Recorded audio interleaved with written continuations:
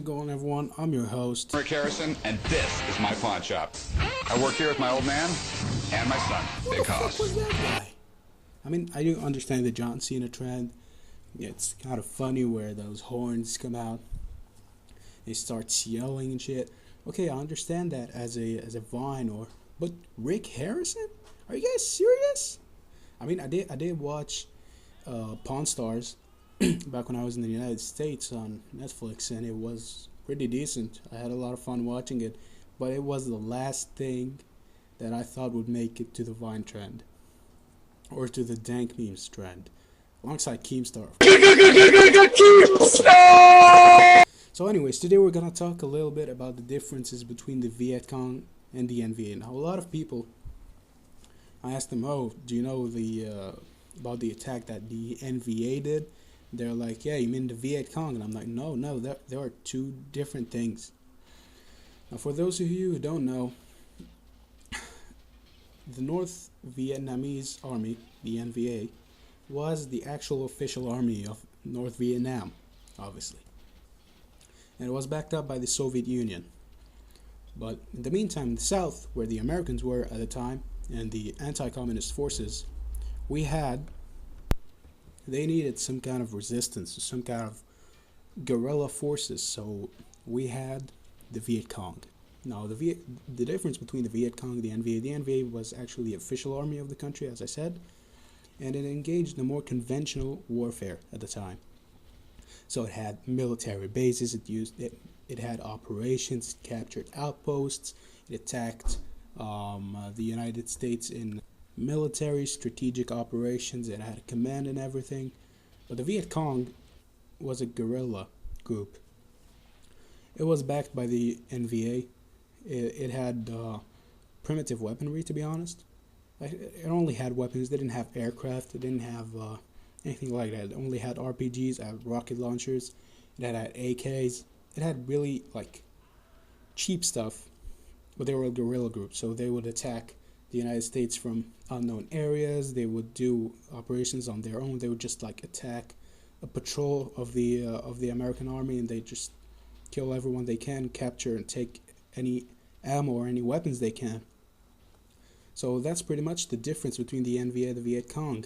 In a small briefing, Viet Cong is the official army, engaged in military tactics. It engaged in military conventional warfare against the United States, while the Viet Cong was a guerrilla group who engaged in more guerrilla, I hate this word, dicks out for Harambe.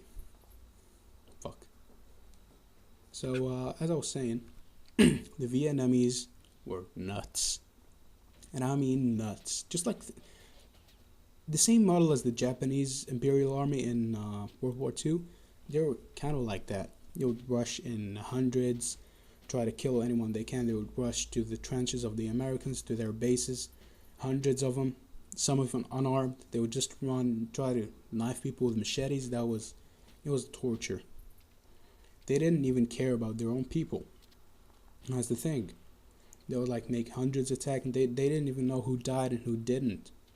They're just mindless people just following the propaganda against the United States, who wanted, quote-unquote, democracy. Now, we've seen American democracy at its finest everywhere around the world, so I wouldn't be surprised.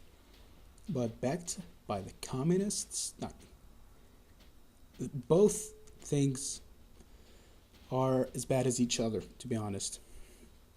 America would have colonized the area, or would have kept it under control, under its influence. But the communists would have just hit the crap out of its economy. It was screwed up, to be honest. But as I was saying about the NVA and the Viet Cong, that's pretty much it for the NVA and the Viet Cong. And some people were asking me about the dogfights. Now, there is a thing that the Americans stopped training their pilots for advanced techniques in dogfights after World War II because they thought they wouldn't need it anymore. They had bombers, and they just trained them on flying, bombing, and some maneuvers, but not anything advanced because they didn't expect the Soviets to have this air power.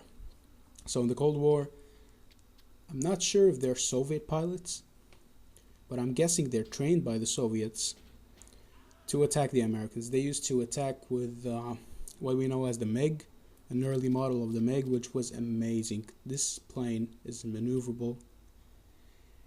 It's just way too good. It can outmaneuver any plane out there, of course, of its time. And the Americans were shocked by this, that like their pilots couldn't like put up a fight with the Soviet pilots because they had this maneuverable planes, and because they weren't simply not trained for dogfights, which led to the Americans to reopen the dogfight academy. I think, I don't know what the name of the academy is, but it's a dogfighting training facility. They taught them a lot of techniques. One of them is just like going up the sun to kind of like blind out the enemy pilot and then maneuver it somehow and take the fight to him. Things like that. And that's pretty much it. That's all the time we have for today. The Vietnam War is a nice war to talk about, to be honest. I'm having a lot of fun doing those. Thank you guys so much for the support. This channel's been blowing up ever since I started this series. So keep it up, guys. Thank you so much for watching. If you enjoy, please slap a like on it. Let's shoot for 4 likes. Ghost PMC now over 140 subscribers. I just love doing this. Anyways, I'm your host, Eagle. Not you again. I'm Eagle. I'm signing out.